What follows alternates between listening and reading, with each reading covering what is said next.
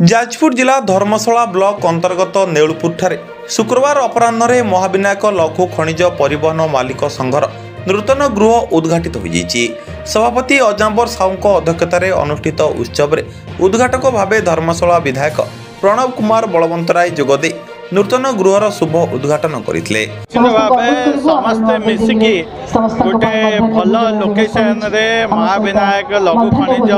परिवहन संघ गठन कर धन्यवाद देवी टीम वर्क को निजस्व उद्यम निजस्व चेष्टा एत बड़ कार्यालय जो थे गाड़ी मालिक मैंने बसीपारे मीटिंग करें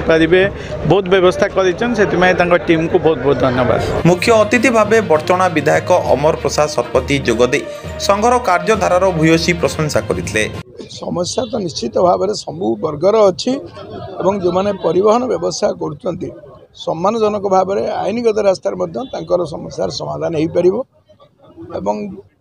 आमर जो स्थानीय महाविनायक ना नामित होते बड़े जो समस्या आई समस्या जहाँ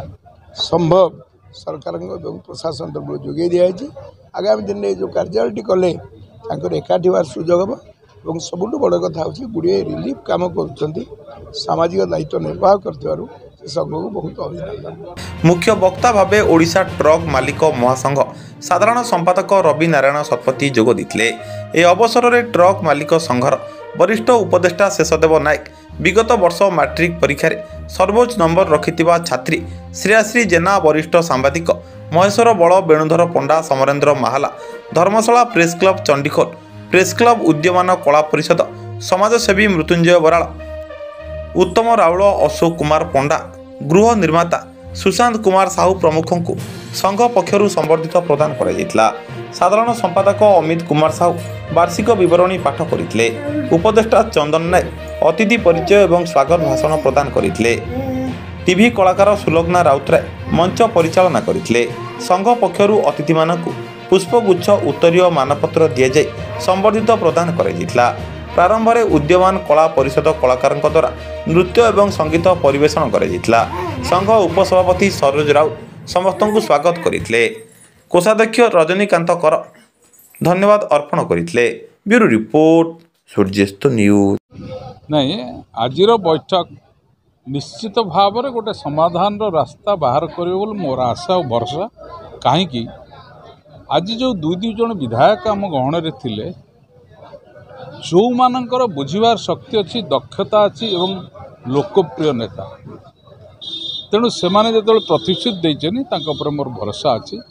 मुख्य समस्या होची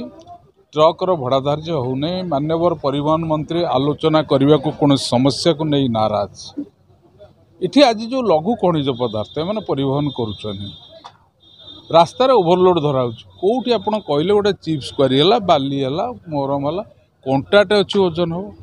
जदि ओजन हवा को नहीं आपको मेजरमेंट हिसाब से गोटे सर्कुलर हवा दरकार सरकार ना अजथा से हैरान हो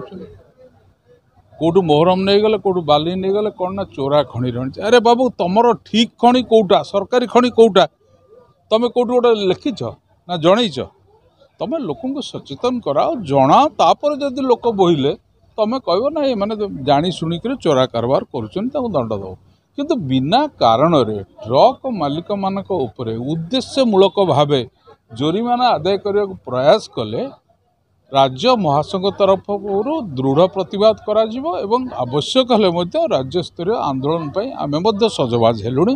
आगामी दिन में सरकार को जवाब देव।